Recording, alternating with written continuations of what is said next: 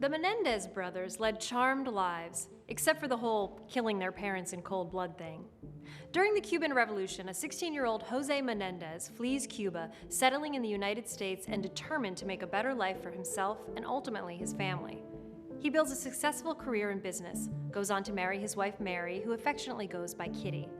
Their first son, Lyle Menendez, is born in New York City in 1968, and 3 years later, his brother Erik is born, completing the happy family of 4.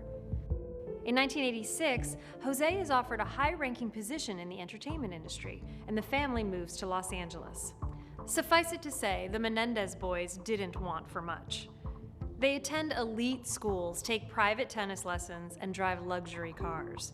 But the wealth and privilege comes at a price for Lyle and Erik. Jose expects his sons to rise to his example and pushes impossibly high expectations on both boys. And depending on whose account you believe, there are even darker secrets lying just below the surface of the picture-perfect life that Jose and Kitty built. But we'll get to that later. Lyle, the aloof and witty older brother, looks out for Erik, who is more sensitive and reserved. They are popular, good-looking, and rich. What's not to like? But Erik and Lyle are far from the picture of success. They get into several brushes with authority. During the summer of 1988, Lyle and Erik are rumored to be involved with a group of wealthy young men who allegedly burgled several houses in their upper-class neighborhoods.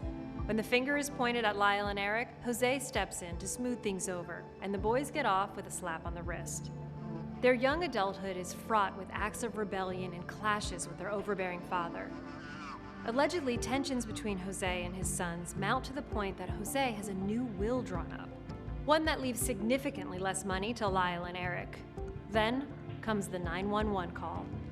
On August 20th, 1989, a 911 operator takes a frantic call from Lyle Menendez. "Someone killed my parents," he screams. According to Lyle and Erik, who were 22 and 18 at the time, they went to the movies to see Batman, and when they returned home, they find their parents' bodies. Jose and Kitty have been brutally murdered. Jose is shot in the head at point-blank range. Kitty tries to run and is gunned down. So what do you do when your parents are brutally murdered in your family home?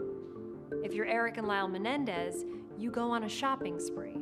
In the months following the murders, the brothers spent close to $1 million on cars and watches and business ventures.